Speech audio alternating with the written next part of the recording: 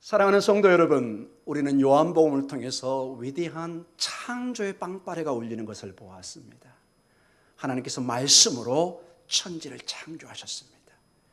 그러나 그 말씀이 예수 그리스도고, 예수 그리스도를 통해서 하나님이 새 창조를 이루시고, 그 창조의 중심에 여러분과 저 누구든지 그 이름을 믿는 자들에게는 하나님의 자녀가 되는 권세를 주시는 새로운 교회, 새로운 하나님의 자녀를 만들어내는 창조의 하이라이트, 마치 창세기의 창조가 모든 만물을 창조하고 마지막에 누구를 창조하죠? 인간을 창조해서 온 우주를 대표해서 하나님께 예배하게 합니다. 이제 예수 그리스도를 통해서 새로운 창조를 여십니다. 바로 여러분과 저희를 통해서, 교회를 통해서 하나님은 영광을 받으시기를 원합니다. 이것이 여러분 믿음으로 보이셔야 됩니다. 그저 우리는 왔다 가서 오늘 그저 의무적으로 앉아있는 것이 아니라 이 새로운 창조의 하나님께 예배하는 것입니다.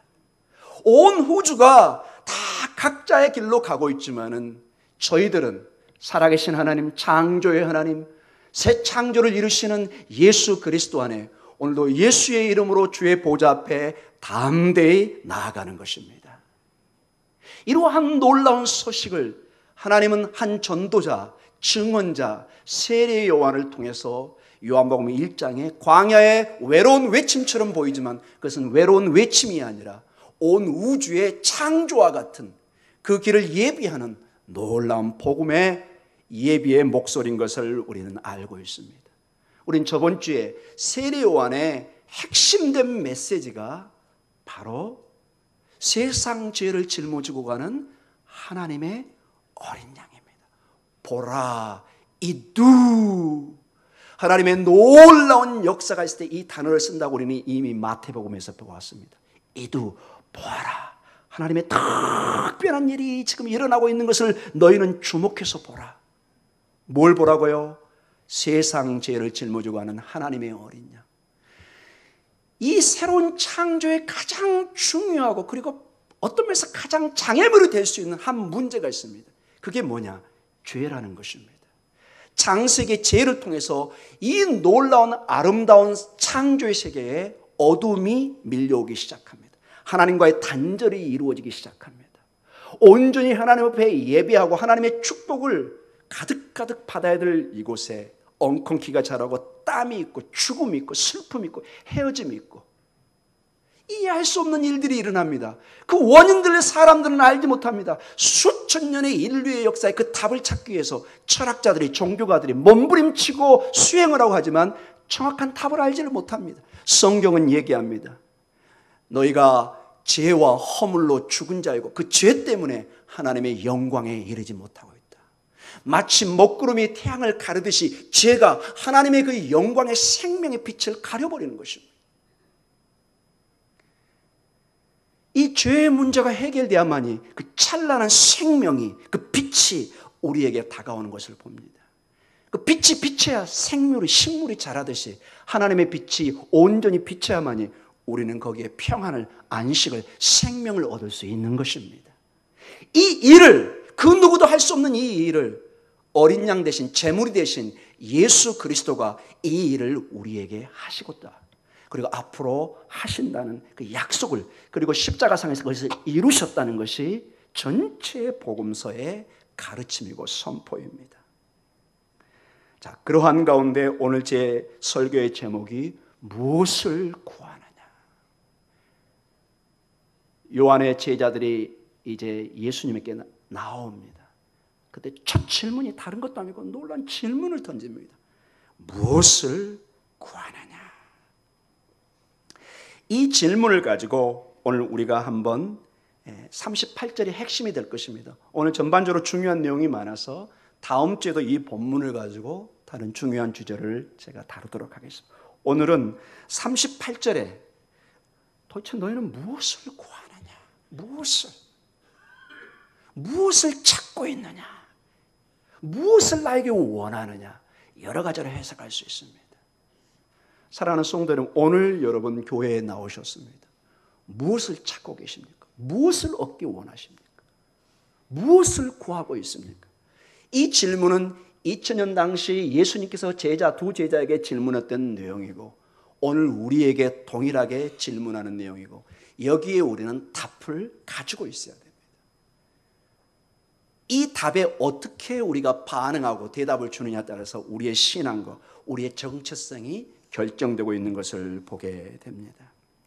35절에서 37절이 오늘 본문의 시작입니다. 35절에서 37절 같이 읽도록 하겠습니다. 또 이튿날 요한이 자기 제자 중 두 사람과 함께 섰다가 예수께서 거니심을 보고 말하되 보라 하나님의 어린 양이로다. 두 제자가 그의 말을 듣고 예수를 따르거늘. 좀 특이한 장면이 나옵니다. 여러분, 제가 몇 번에 걸쳐서 강조했지만 세례 요한은 그 당시에 인기 스타입니다. 얼마나 그가 인기가 많았던지 광야, 여러분이 유대 광야를 가보면 여러분이 짐작할 수 있습니다. 절대로 접근하기 쉬운 곳이 아닙니다. 잘못 들어가면 사람이 죽을 수도 있는 굉장히 험한 곳입니다.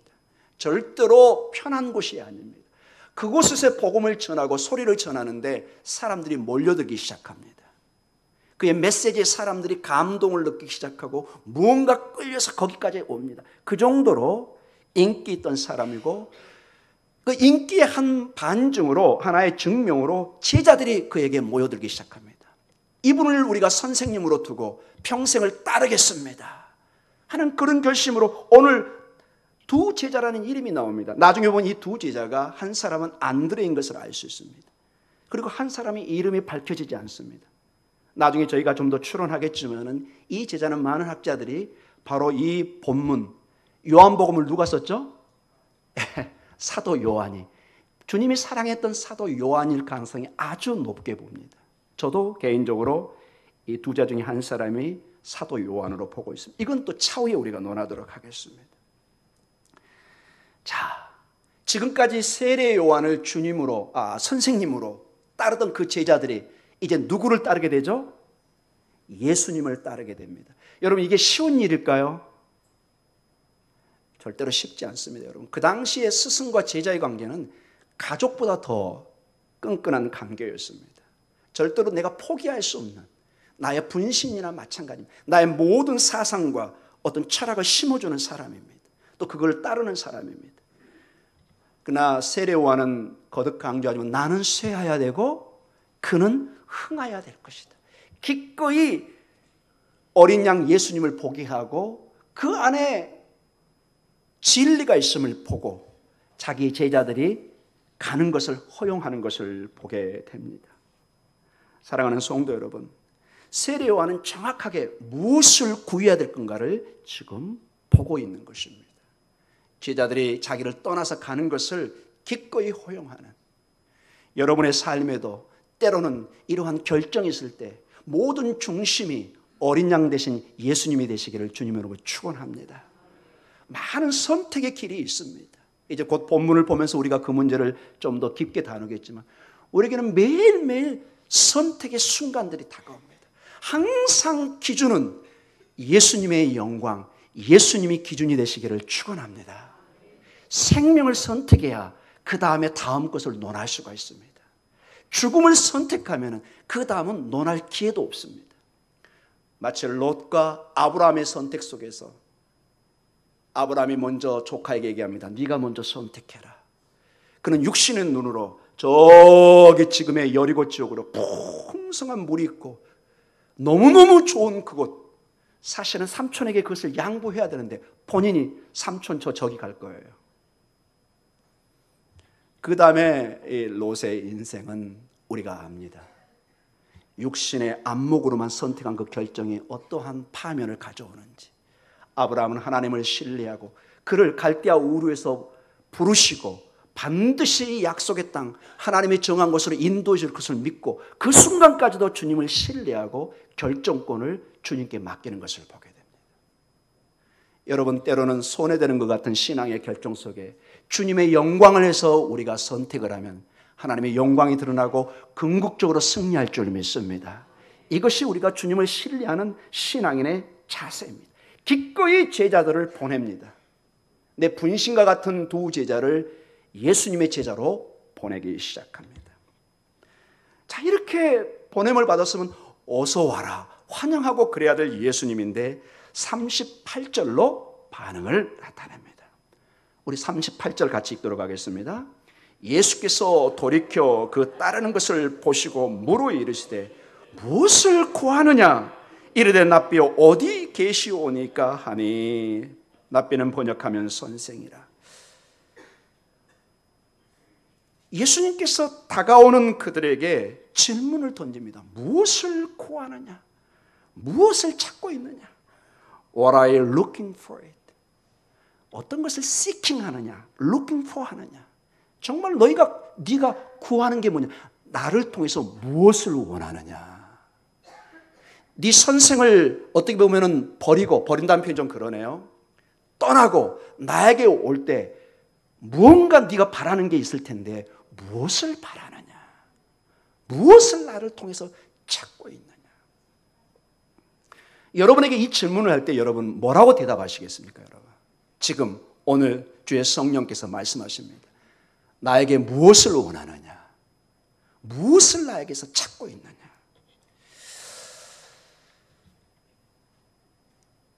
여러분 오늘 이 문제를 한번 제자들 입장에서 먼저 한번 살펴보겠습니다. 이 두 제자 입장에서 우리가 이 본문에 명확하게 안 나와 있기 때문에 한번 몇 가지로 한번 상상을 해보겠습니다.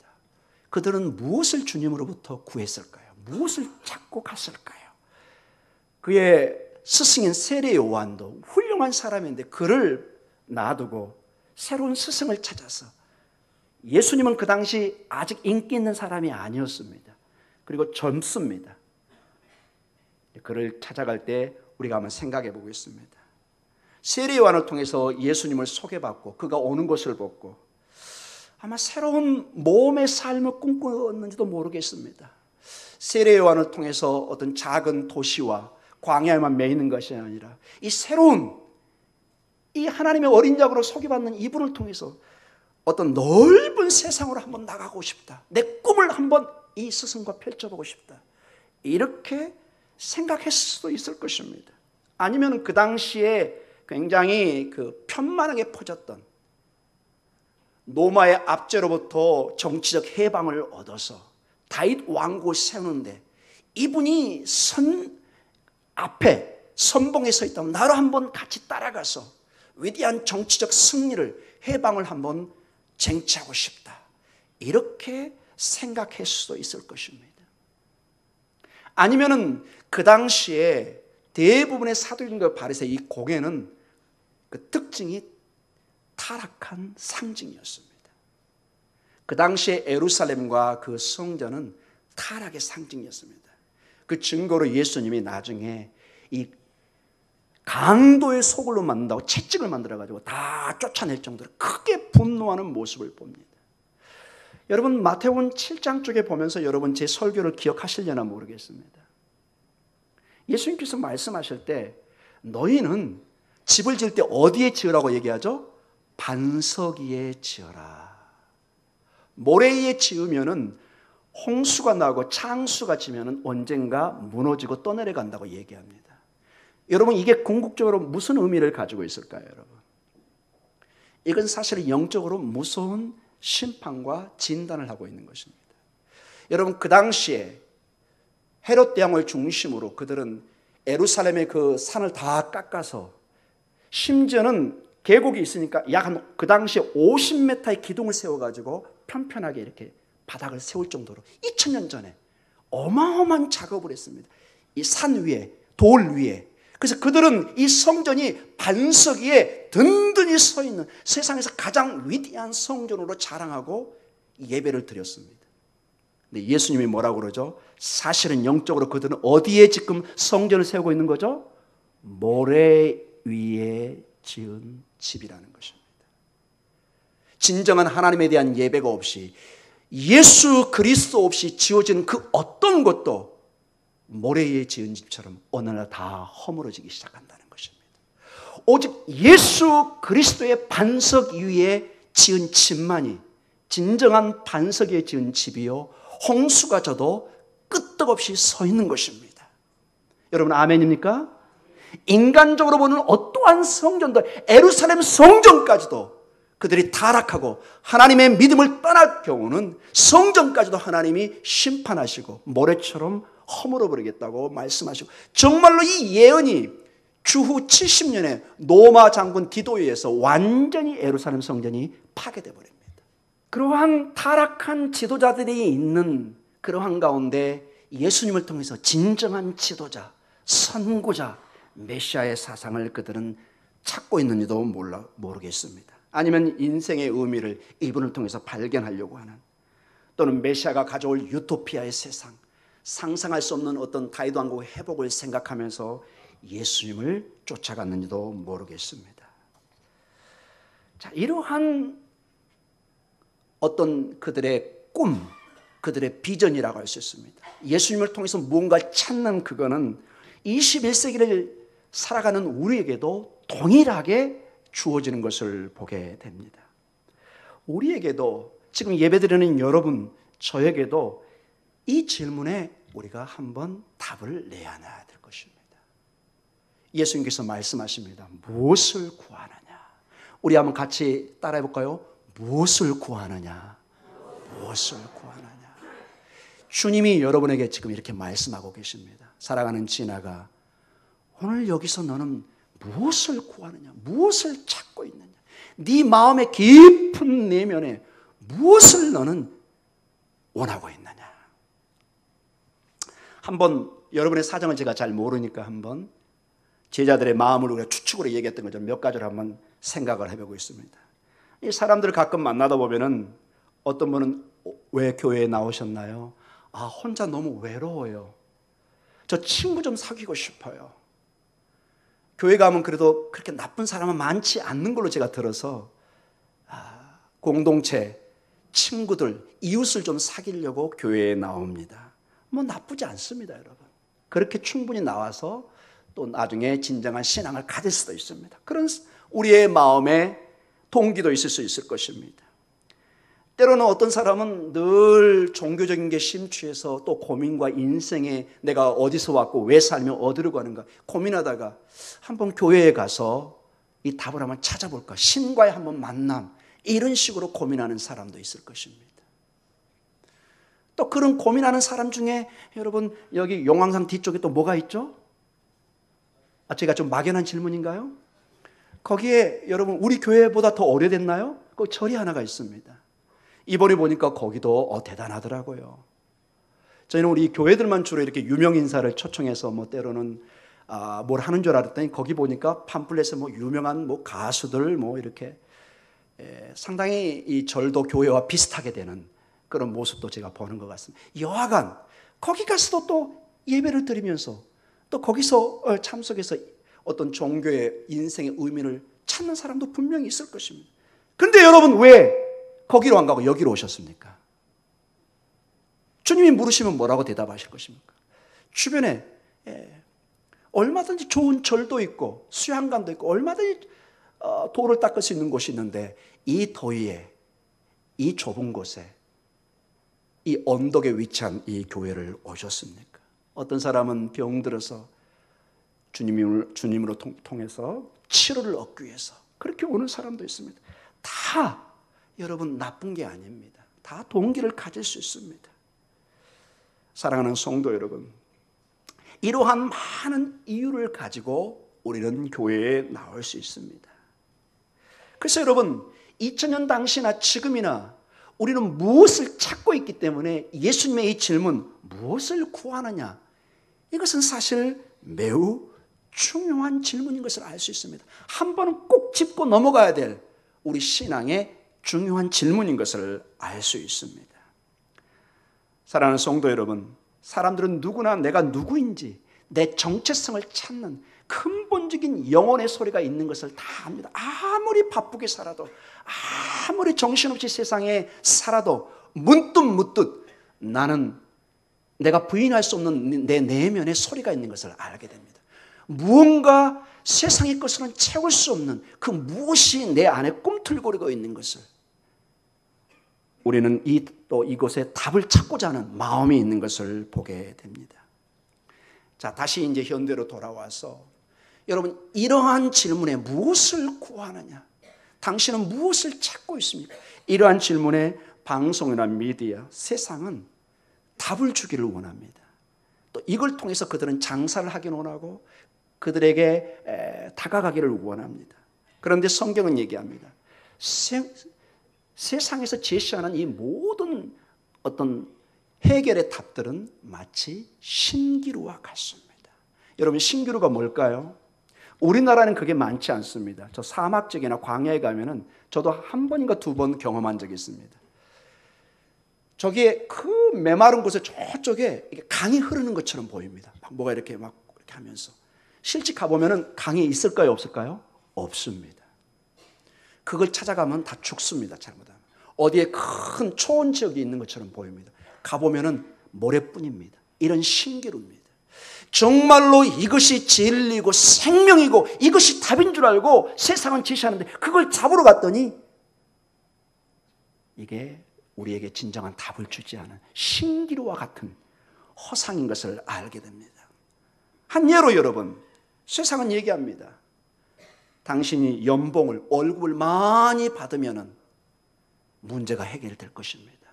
여러분, 연봉 많이 받는 거, 월급 많이 받는 거 매우 중요합니다. 이걸 부인하는 사람은 없습니다. 그러나 그것이 이 궁극적인 답의 질문의 답은 아닌 것을 알게 됩니다. 또 어떤 분은 근사한 오피스에 사무실에서 일을 하면은 모든 것이 해결되고 마음의 평안과 기쁨이 올 것을 생각하지만은 옆집에 철수 아저씨가 더 큰 오피스가 있으면 그 다음부터는 이게 만족이 안 옵니다. 어떤 분들은 근사한 이웃이 있는 멋진 꿈의 집에 살면은 모든 근심과 걱정이 떠나고 마음의 평안이 있을 줄로 믿습니다. 근데 여러분, 궁극적으로 어떻게 되죠? 또 또리 아저씨가 더 큰 집이 있으면은 그때부터 그 꿈의 집은 사라지기 시작합니다. 50평이 최고의 내 꿈의 집인 줄 알고 그 아파트가 전부인 줄 알았는데 순이 엄마가 60평짜리 집을 살고 있는 걸 알게 되면서 이 50평 집은 문제가 되는 느낌이 옵니다. 만족이 없습니다. 정말 오매불망 피땀 흘려서 집을 장만했습니다. 한 10년, 15년 사니까 이 집이 지겨워지기 시작합니다. 인간은 만족이 없습니다. 우리 학생들 어떤가요? 부모님들, 너 이 대학만 가면 너는 짱이야. 최고로 너는 출세할 거야. 나중에 자녀들은 압니다. 그게 황당한 거짓말인 것을. 그 학교가 나를 보장하지 않습니다. 좋은 직장에 들어가면 모든 게 해결될 처럼 밤을 새서 도서관에서 공부해서 들어갑니다. 들어갔는데 현실은 너무 다릅니다. 이게 세상에 우리에게 다가오는 답들의 문제점인 것을 보게 됩니다. 그래서 여러분, 세상은 잠재적인 해결 방안을 많이 내놓습니다. 근데 끝이 없이 나열됩니다. 끝이 없이 나열됩니다. 이게 문제입니다. 그래서 세상의 이 솔루션, 해답은 치명적인 결함을 가지고 있습니다. 그래서 한계를 가지고 있는 것을 보게 됩니다. 우리가 문제를 풀 수 있다고 제안하는 아이디어, 그 모든 것은 사실은 우리의 생명을 놓치게 합니다. 왜냐하면 우리의 삶은, 인생은 근본적으로 문제 안에 태어나고 그 문제 안에 살아가고 그 문제 안에 죽어가기 때문에 어떠한 우리 자체의 해답으로는 이 문제를 풀 수가 없습니다. 죄의 문제, 영혼의 문제, 영생의 문제, 도무지 이거는 우리가 답을 찾을 수가 없습니다. 사랑하는 성도 여러분, 그래서 우리의 인간적인 방법으로는 근본적인 이 질문, 무엇을 구하느냐, 여기에 답을 줄 수 없다는 것을 우리는 깨달아야 되고 깊이 인식을 해야 됩니다. 사랑하는 성도 여러분, 우리는 근본적으로 하나님이 우리를 창조하시고 우리에게 그분의 러흐, 하나님의 영을, 하나님의 호흡을 부어 넣어주셨습니다. 하나님의 영이 우리 안에 있기 때문에 이것은 하나님이 아니고서는 도저히 채울 수 없는 공간이 있는 것입니다. 아무리 물질적인 거, 세상의 권세와 명화를 거기다 넣어봐도 채울 수가 없습니다. 무엇만이 채울 수 있다고요? 하나님만이 채우는 공간의, 영혼의 공간이 우리 안에 있습니다. 그래서 유명한 성 어거스틴 같은 경우는 이런 말을 했습니다. 그가 모든 인생의 향락과 즐거움을 다 누리고 마지막에 주님을 발견한 다음에 이런 말을 합니다. 내 영혼은, 우리의 영혼은 하나님을 발견하기 전에는, 예수 그리스도를 발견하기 전에는 안식을, 평안을 얻을 수 없다. 하나님이 아니고서는 도저히 우리 영혼에 평안이, 안식이 없는 것을 우리는 깨달아야 할 줄 믿습니다.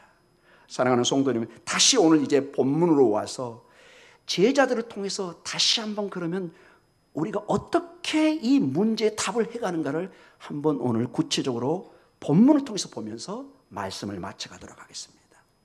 다시 1장 38절입니다. 이 본문을 자세히 한번 보면서 우리가 무엇을 원하느냐, 이 주님의 질문에 한번 답을 찾아가도록 하겠습니다. 같이 읽습니다. 예수께서 돌이켜 그 따르는 것을 보시고 물어 이르시되 무엇을 구하느냐? 이르되 랍비여 어디 계시오니까. 자, 여기까지입니다. 무엇을 원하느냐? 너는 무엇을 나에게 찾고 있느냐? 근데 두 제자의 대답은 뭐예요? 어디 계시오니까. 마치 여러분 한동안 유행했던 그 사오정 같죠? 전혀 질문에 어울리지 않는 대답처럼 들립니다. 무엇을 구하느냐? 무엇을 찾느냐? 제자들은 뭐라고 대꾸를 한다고요? 질문으로? 어디 사세요? 모기동 어디세요? 주소가 어디세요? 이 질문입니다, 여러분. 우리 권사님, 지자님 어디에 사세요? 이렇게 질문하는 것입니다. 무엇을 원하십니까? 성가대 우리 권사님 뭘 원하세요? 주님이 질문하는데 넌 뭘 원하느냐? 주님 어디 사세요? 마치 우리 유치부 어린아이의 질문처럼 들립니다. 이 문제가 요한은 왜 이렇게 써놨을까요, 여러분? 여기에 무엇이 있을까요, 여러분? 언뜻 보면은 여러분 여기에 답이 없는 것처럼 보입니다. 그러나 놀라운 신앙의 전개가 보이는 것을 보게 됩니다. 어디에 머물고 계십니까? 집이 어디십니까? 자, 언뜻 이 질문을 보면은 이 제자들은 정확히 무엇을 구하고 찾고 있는지 이 예수님의 질문을 이해하지 못하는 것처럼 보입니다. 그러나 그들은 가만히 이 질문을 다시 한번 분석해 보십시오. 어디 사십니까? 어디에 있습니까? 내가 뭐 하겠다는 거예요? 거기에 가겠다는 거죠. 지금 그들에게는 지금 초창기지만 하나님의 어린 양 안에 무언가가 있다는 것을 그들은 조금씩 깨달아가고 있는 것입니다. 저분의 집에 가면은 무언가 발견할 수 있다는 것을 깨닫기 시작합니다. 저분과 함께하면 무언가 이 질문에 답을 할 수 있다는 것을 깨달아가는, 마치 싹이 터가는 첫 시작이 보입니다. 그 증거가 우리가 다음 주에 한 번 더 볼 텐데요. 1장 41절에 이런 내용이 있습니다. 1장 41절, 요한복음 1장 41절 같이 읽습니다. 그가 먼저 자기의 형제 시몬을 찾아 말하되 우리가 메시아를 만났다 하고. 자, 여기까지. 안드레가 베드로에게 얘기하면서 내가 메시아를 만났다. 메시아를 만났다. 그러면서 예수님을 소개하기 시작합니다. 근데 여기 이 본문에 우리 번역은 잘은 했지만 조금 원문을 조금 희석시킨 느낌이 있습니다. 이걸 직역하면 41장 이것을 우리가 메시아를 발견했다. 여러분 좀 적을 수 있으면 그렇게 적어 놓으시기 바랍니다. 이 헬라의 원뜻은 발견하다 뜻입니다. 베드로요, 내 친구요, 우리가 무언가를 발견했습니다. 무언가를 발견했습니다. 마치 보물을 찾듯이 어디 가다가 우와! 여기에 보물이 있네. 한 번도 보지 못한 놀라운 보물이 있는 것을 발견했다. 이 단어와 동일한 단어가 사용되고 있습니다. 묻혀있는 보물을 발견할 때 와, 유레카! 이것이 진리구나. 이런 식으로 이 단어가 이 유레카, 발견하다, 무언가 깜짝 놀랄 보물을, 진리를 만나고 깨닫고 발견할 때 쓰는 용어가 여기에 나타납니다. 우리가 메시아를 뭐 했다고요? 발견했다. 보물을, 생명을 발견했다. 사랑하는 성도 여러분, 여러분에게도 이 고백이 있기를 간절히 축원합니다. 그저 예수님을 만나는 차원이 아니라 예수님 안에 생명을, 진리를, 무엇을 구하느냐? 주님, 저는 주님 안에 생명을, 소망을, 희망을 발견했습니다. 나는 이제 주님 없이는 못 삽니다. 이 보물을 저는 갖지 않고는 내 인생의 의미를 못 찾겠습니다. 이런 고백이 있기를 간절히 축원합니다. 진짜 보물을 발견하면 짝퉁은 더 이상 힘을 발휘하지 않습니다. 세상의 모든 보물은 소위 말해서 그게 짝퉁이라는 것입니다. 흉내내는 것입니다. 주님만이 진정한 보물입니다. 풀은 마릅니다. 꽃은 집니다. 꽃, 풀, 화려한 세상의 영화와 보물을 의미합니다. 근데 그것은 지고 마릅니다. 시간이 지나면. 여호와의 말씀만이 영원히 견고히 서 있는 것입니다. 진정한 보물만이 우리에게 영원히 영롱하게 빛나는 것입니다. 그것을 발견했다고 얘기합니다. 근데 여러분 놀랍게도 이 어디에 주님 사십니까? 주님의 주소가 어디입니까? 이 질문에 요한복음 1장 39절에 놀라운 말씀으로 주님이 말씀하십니다. 우리 1장 39절 같이 읽습니다. 예수께서 이르시되 와서 보라. 그러므로 그들이 가서 계신 데를 보고 그날 함께 거하니 때가 10시쯤 되었더라. 오후 4시쯤 얘기합니다. Come and see. 와서 보라. 정말 내가 어디가 사는지를 네가 알고 싶으면 뭐 하라고요? 직접 와서 보라. 말로 듣지 말고 직접 눈으로 보고 확인하라는 것입니다. 혹시 여러분 예수님에 대해서 지금 막연히 생각하는 사람이 있습니까? 소문만 들은 사람이 있습니까? 오늘 직접 주님께 나와서 주님을 보시기 바랍니다. 주님을 발견하시기 바랍니다. 여러분 적당히 교회 예배 참석하고 그저 교양은 행세하고 종교인 행사 구원 없습니다. 여러분 그거와 구원은 별개의 문제입니다. 여러분. 오직 예수 그리스도의 생명을 발견하지 않고 그분 안에 이 믿음이 없이는 그 누구든지 하나님 나라에 갈 수가 없습니다. 이거는 전적으로 여러분과의 인격적인 개인의 관계입니다. 그 주님이 믿어져야 됩니다. 보물로 와닿아야 됩니다. 이 보물 외에는 그 어떤 것도 나에게 보물이 아니라는 것을 여러분이 깨닫고 고백하셔야 됩니다. 주님은 그 어떤 보물도 예수님 앞에 있는 것을 원치 않습니다. 먼저 그 나라와 그 의를 구하라.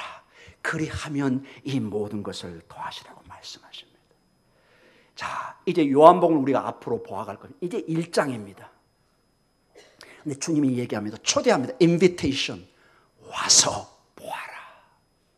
제자들이 이 이후로 예수님이 제자가 되어서 예수님을 보기 시작합니다. 여러분 곧 물이 포도주로 변하는 가나 혼인잔치의 기적을 그들이 보게 됩니다. 한 번도 잊지 않는 완전히 변하던 화학적으로 변해버립니다. 물이 포도주로 변합니다. 물고기 2마리와 떡 5덩어리로 5,000명을 먹이는 놀라운 일을 그들이 보기 시작합니다.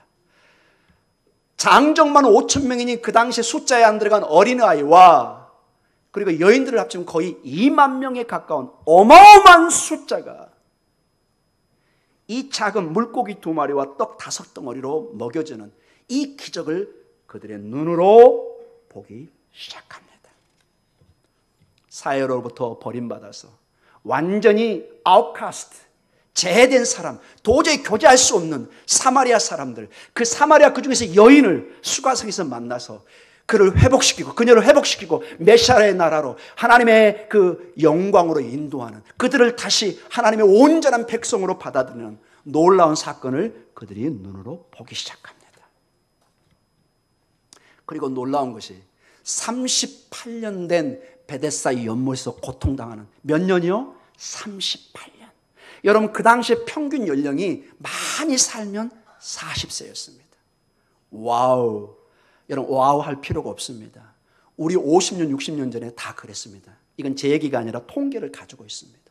오죽했으면 여러분 한갑 어마어마한 잔치인 거 여러분 아시죠? 지금 한갑 잔치 애들 생일인데 죄송합니다. 좀 이 표현이 좀 죄송하긴 한데 여러분 한갑 그렇게 크게 하지 않습니다. 한 70, 80 되셔야 되지. 그러나 옛날에 여러분 우리나라도 평균 연령이 40세 이상 넘어가지 않았습니다. 38년이라는 건 그의 전 인생이 고통 속에 있는 것입니다. 주님 말씀 한마디로 그 38년 된 그 병자가 일어서는 기적을 그들이 어떻게 해요? 옆에서 보기 시작합니다. 할렐루야! 주님 앞에 오면은 이 기적을 보게 되는 것입니다. 그리고 눈먼 자가 실로암 연못에서 눈이 뜨여지는 놀라운 역사를 봅니다. 근데 놀라운 것을 사용합니다. 여러분, 요한복음에 눈먼 자를 치료하는데 어떤 도구를 사용하나요? 혹시 아세요? 진흙덩어리를 사용합니다. 놀라운 상징적 의미입니다. 여러분, 진흙, 흙, 뭐가 생각나세요? 창세기 2장. 우리 인간을 뭘로 만들었어요? 흙으로 만드셨습니다.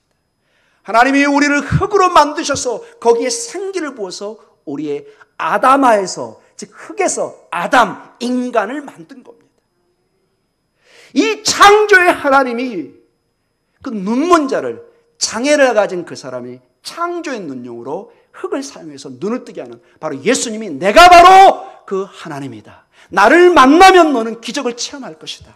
너는 놀라운 일을 보고 체험할 것이다. 이걸 제자들에게, 주변에게 보여주고 있는 것입니다. 주님을 만나면 이렇게 눈이 뜨여집니다.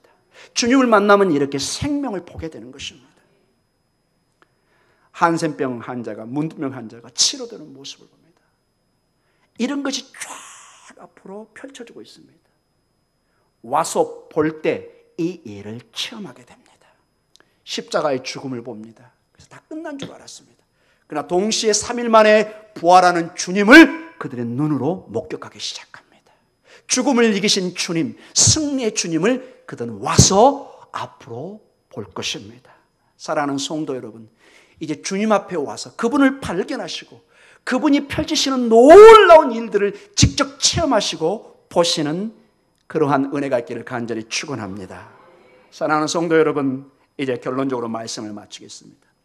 세상은 많은 가능성과 해결 방안을 제시합니다. 이것저것 부를 쌓으면 해결될 것이다. 명예를 얻으면, 힘을 얻으면 당신은 만족할 것이다. 셀 수가 없는 많은 것을 얘기합니다. 건강하시면 모든 걸 할 수 있습니다. 그러나 이 모든 걸 여러분과 알고 저도 알고 우리를 채워주지 못하고, 여러분, 이 세상의 이 약속들은 마치 신규와 함께 동시에 계속 조금 더를 요구합니다. 이게 한계가 없습니다. 한계가 없습니다. 그래서 여러분, 거기에는 진정한 행복도 진정한 평안도 없습니다. 제가 이 말씀을 준비하다가 어떤 학자의 중요한 진단을 봤습니다. 왜 이렇게 세상 것은 우리에게 만족을 주지 못할까요?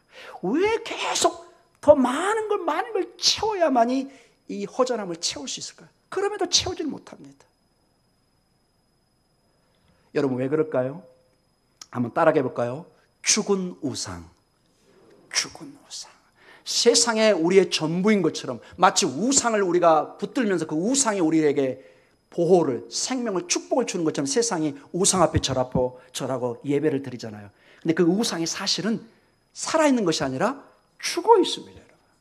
멀쩡하게 동상이 서 있는데, 손이 있는데 움직이질 못해요. 입이 있는데 뭐예요? 말하지 못해요. 말 듣고 왔다. 그 사람 정신병원에 좀 가보셔야 됩니다. 무슨 그 돌덩어리가 말을 합니까, 여러분? 무슨 그런 나무덩어리가 말을 합니까? 무슨 바위덩어리가 말을 합니까? 환청을 듣는 겁니다, 여러분. 환청을. 사랑하는 성도 여러분, 세상의 약속들은 핵심이 죽은 우상입니다. 성경은 정확하게 진단을 합니다. 이사야서 보면은, 그래서 너는 우상에게 집중하지 말라. 우상은 정말로 허상일 뿐이다. 신기루와 같습니다. 이게 실체가 돼서 우리에게 보호를, 생명을 주는 것처럼 보이지만 사실은 붙잡으려고 하면 붙잡지가 못합니다. 인간적으로 그 돌을, 나무를 잡을 수는 있지만 거기에는 생명이 없어요. 죽어 있습니다. 그런데 하나님은 우리의 눈으로 보이지 않고 잡히지 않는 것처럼 보이지만 그 하나님은 어떤 존재죠? 살아있는 존재입니다. 하나님은 살아계시니 하나님은 살아계십니다. 사랑하는 성도 여러분, 이제 우리는 무엇을 찾느냐? 너는 나에게 무엇을 오느냐? 여기에 답을 한 가지는 말할 수가 있습니다. 오직 예수 그리스도 안에 생명이 있습니다. 나에게 소망이 있습니다. 예수님은 내가 발견할 보화입니다. 주님 안에 이러한 진정한 생명을, 안식을, 소망을 얻는, 그래서 그 나라와 그 의를 먼저 구하는, 주님의 영광을 구할 때 이 모든 세상이 원하는 그것들을 하나님의 때에 우리에게 채워주실 것을 믿고 나아가는 복된 믿음의 승리자가 되시기를 주님의 이름으로 축원합니다. 우리 기도하겠습니다.